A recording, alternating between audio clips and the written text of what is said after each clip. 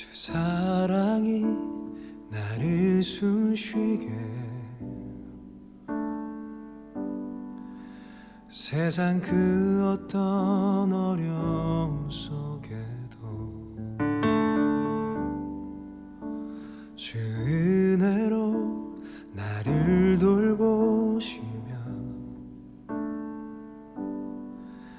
세상 끝날까지 지켜주시네. 주 사랑이 나를 이끄시네. 내가 갈 수 없는 그곳으로 주의 사랑 나를 붙드시며 세상 끝날까지 인도하시네. 주님만이 내 아픔 아시며 주님만이 내 맘 어루만지네. 어느 누구도 나를 향하시 주님의 사랑을 끊을 수 없네. 주님만이 내 능력이시며 주님만이 나의 구원이시네. 어느 누구도 나를 향하시 주님의 사랑을 끊을 수 없네.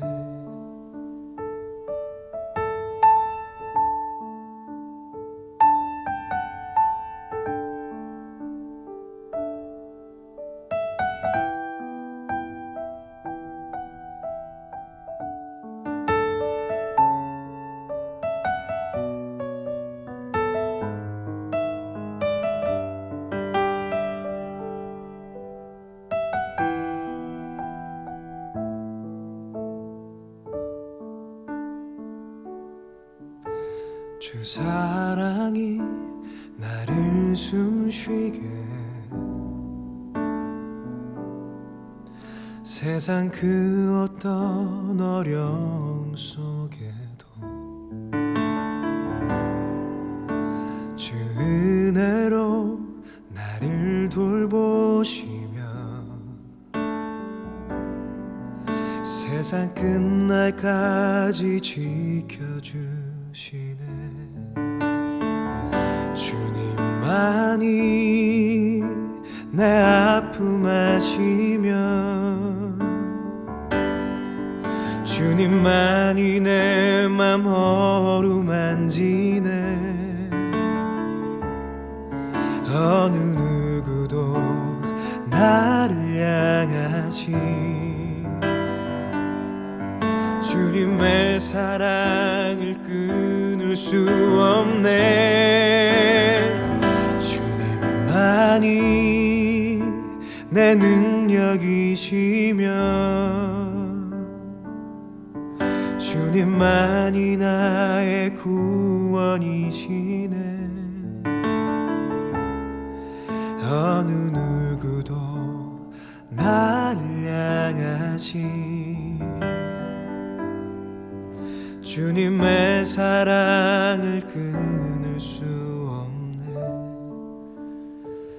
주님만이 내 능력이시며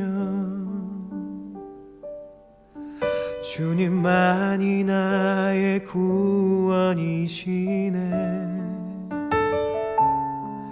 어느 누구도 나를 향하시 주님의 사랑을 끊을 수 없네.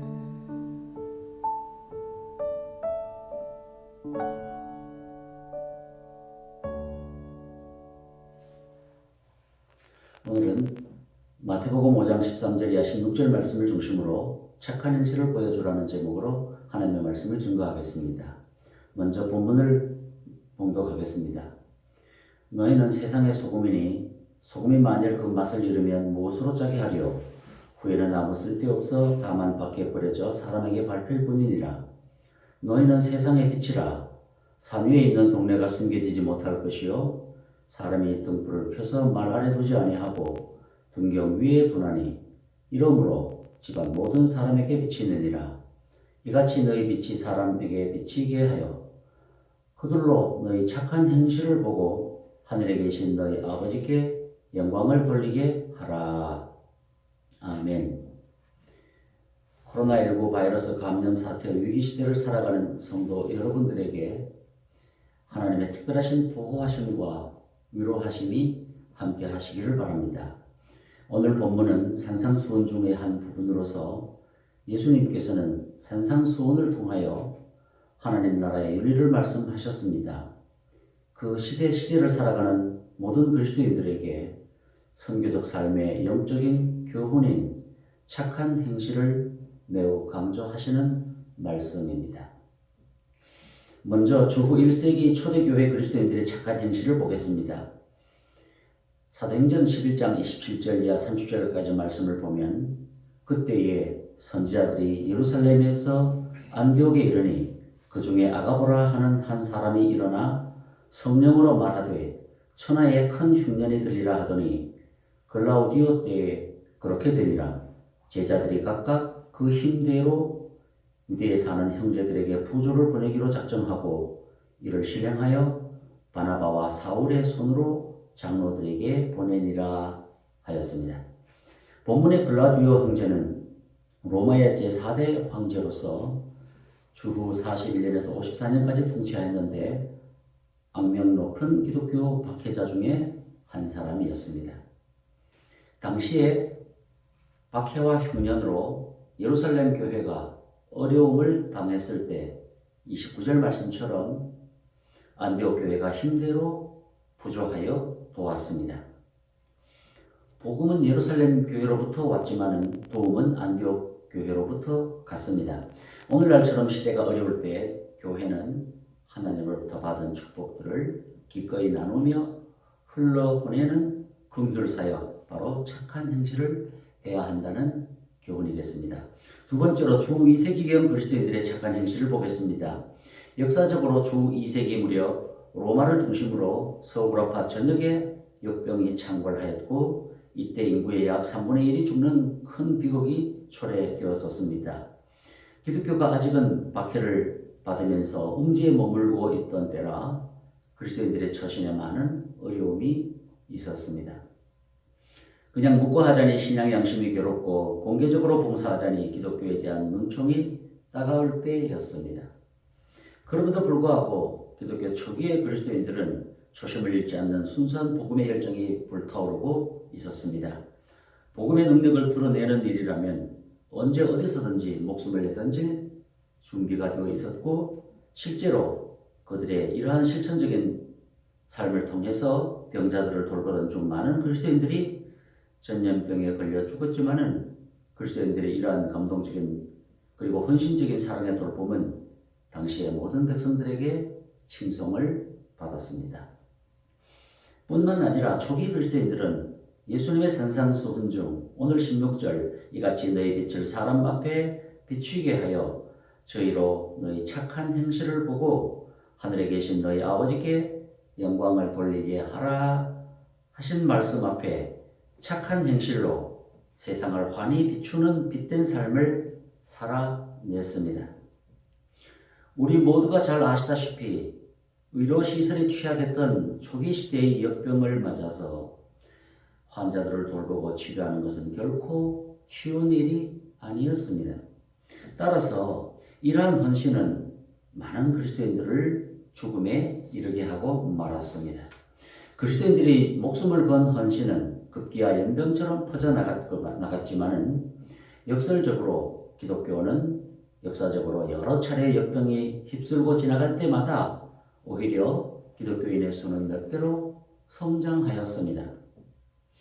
이방 종교와 헬라 철학이 지배하던 때에 당시의 신흥 종교인 기독교가 이러한 실천적 사랑과 착한 행실을 통해서 그 사회에 희망을 주고 역동적인 미래를 제시하며 교회의 교회됨을 알리고 교회의 교회다움을 선포하는 설득력 있는 종교를 형성해 나아갔다는 사실은 참으로 놀라운 일이었습니다.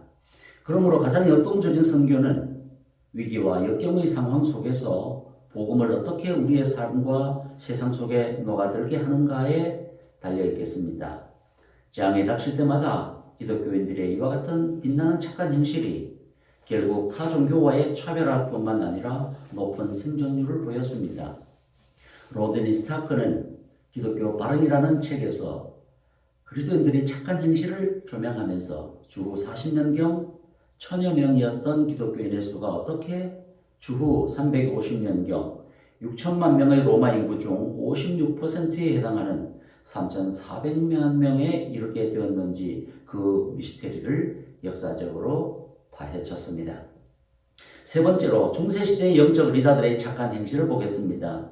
전염병이 창궐했던 중세 암흑시대에도 영적 리더들은 그들의 서신과 자료들을 보면 얼마나 기독교의 윤리를 아름답게 실천하는 감동을 보였는지 모릅니다. 먼저 독일의 종교개혁자 루터는 흑사병이 퍼졌을 때 이런 편지를 남겼습니다. 하나님의 작정 안에서 악한 자가 독과 치명적인 병을 퍼뜨렸습니다. 그러므로 나는 하나님께 자비를 베푸셔서 우리를 지켜달라고 간구할 것입니다.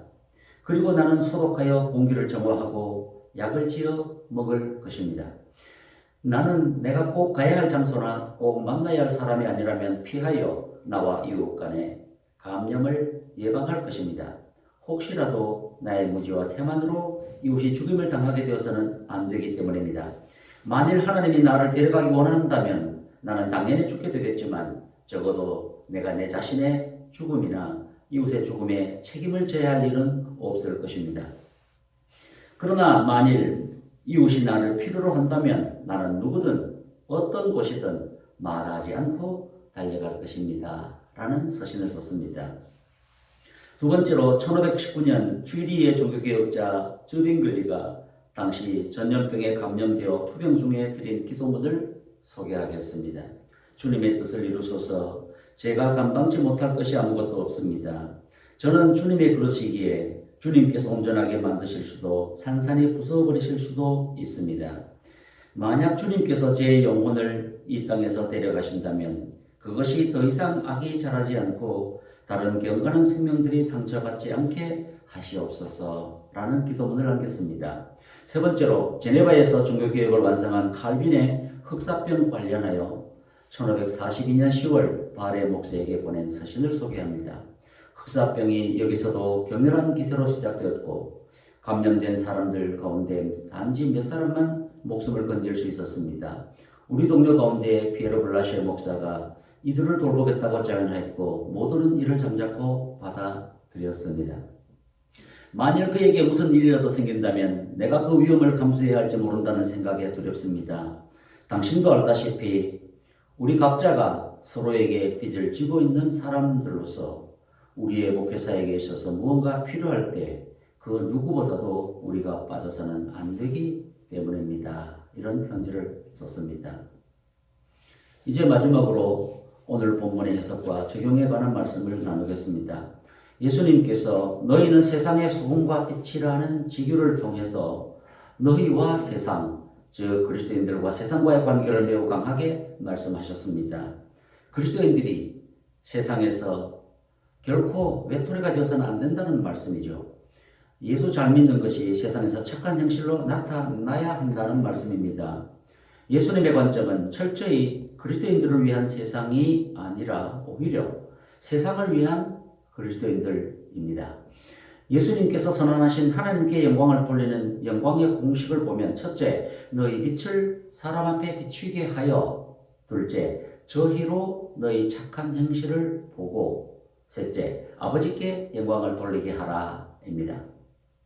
코로나 시대에도 여전히 빛을 비춤으로써 그리스도인들이 예수님께 돌릴 영광의 양보다 그 착한 행실을 보고 세상 사람들이 돌리는 영광의 양이 더 큰 것이며 결국 세상의 모든 사람들이 하나님께 영광 돌림을 유도하기 위해서 모든 그리스도인들이 철저히 빛된 삶, 즉 착한 행실의 삶을 살아내라고 말씀하십니다.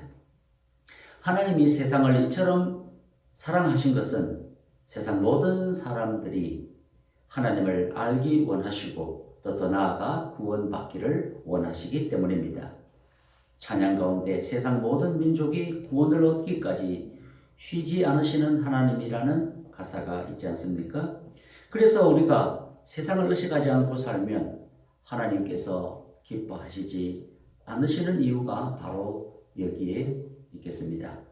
그렇게 볼 때 오늘 본문에서 코로나 전염병이 전 세계적으로 창궐하고 있는 오늘날 기독교인들이 과연 어떻게 세상에서 처신해야 할지에 대한 하나의 해답을 얻게 됩니다.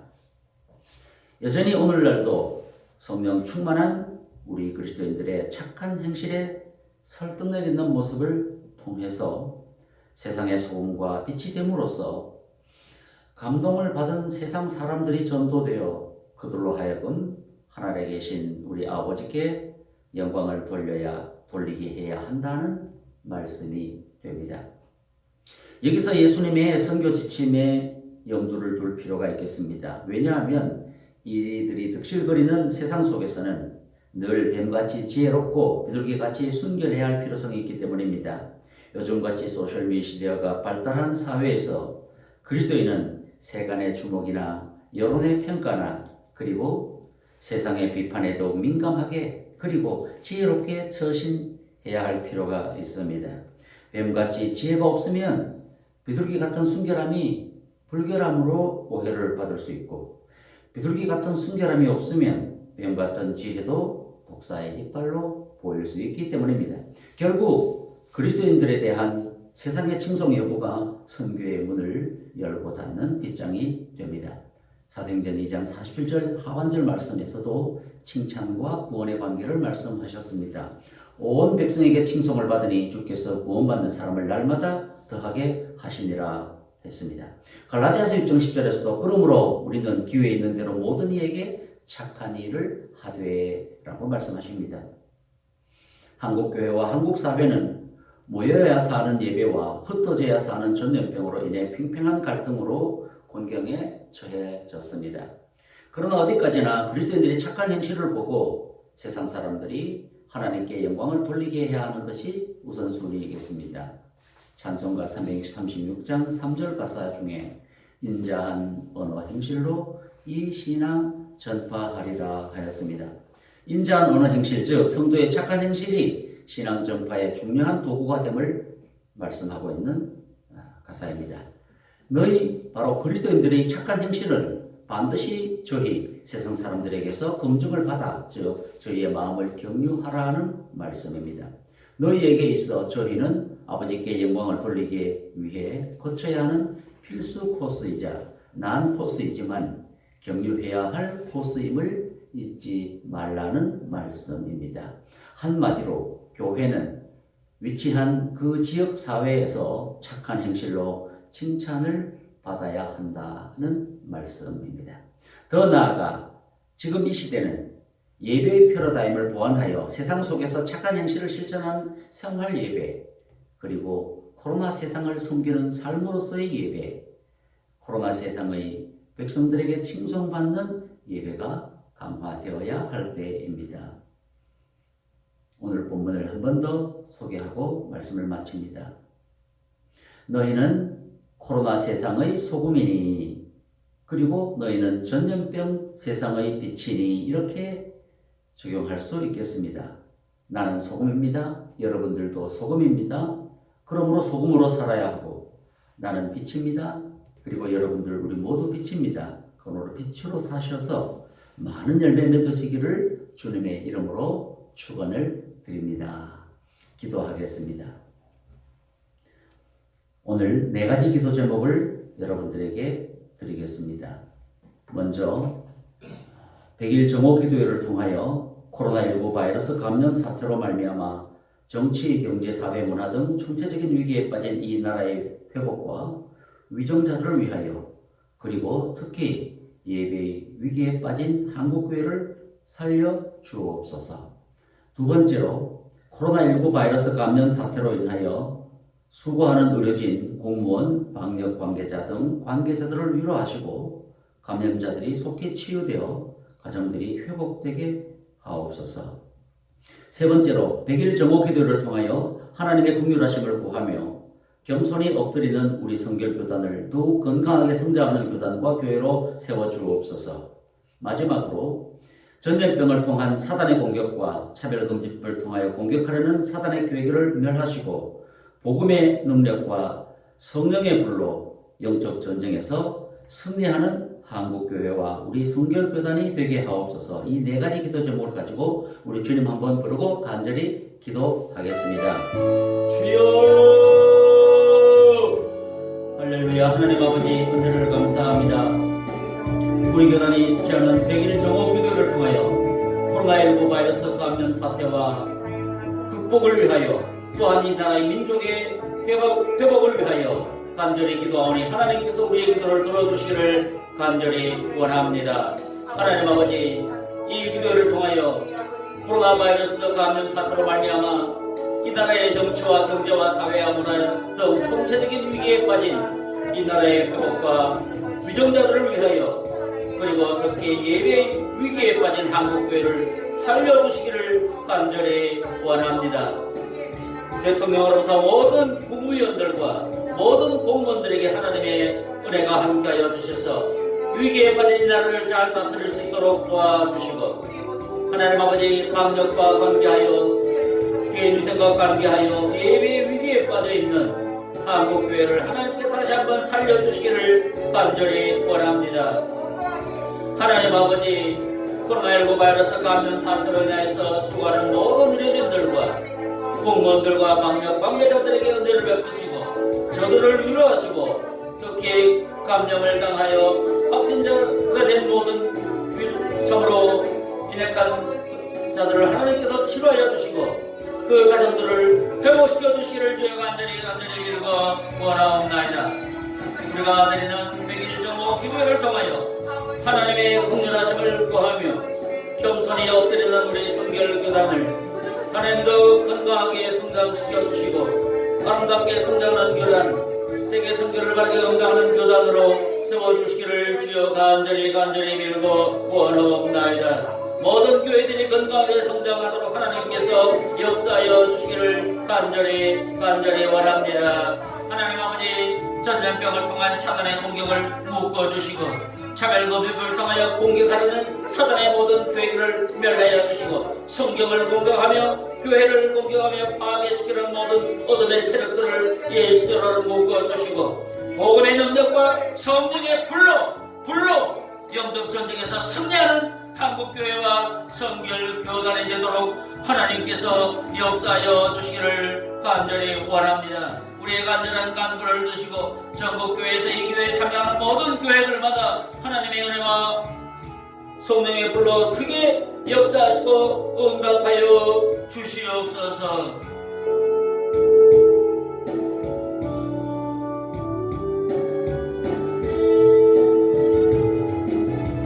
하나님 아버지 은혜를 감사합니다.